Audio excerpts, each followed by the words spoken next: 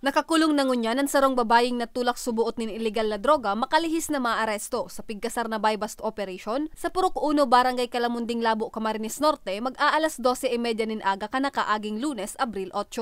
Binisto kan Labo Municipal Police Station ng suspect na si Saida Sakilan alias Ana, 51 anyos na newly identified drug personality as in residente kan Block 15A Baseco Port Area, Manila, NCR. Na-recover sa posisyon kan suspect ang 225 gramo nin pigtutubo ng shabu na nagkakantidad 1,530,000 pesos. Na-recover man maginan 160,000 pesos na budol money as in sarong digital scale.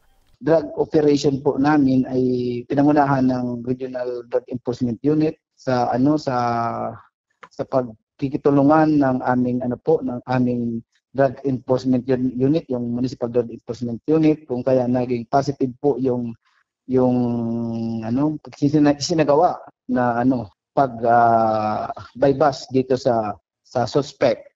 Sa impormasyon, plano kutang magpalakop nin illegal na droga kan suspect sa banwaanin Panganiban, Paracale, Asindaet, hasta sa inian makorner sa buy-bust. Napag-araman na haloy ng pigmamonitor kan otoridad ang suspetsyado.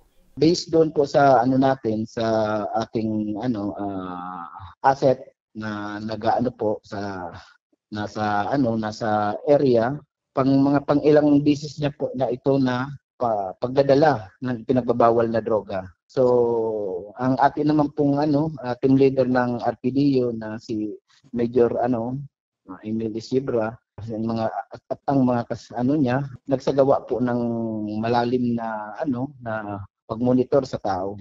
Sa presente, nasa kustodiya na kan Labo Municipal Police Station ng suspect para sa magkakanigong disposisyon asin dokumentasyon. Asin nahahampang sa kasong pagbalgar sa Akta Republika 9165 o Comprehensive Dangerous Drugs Act of 2002.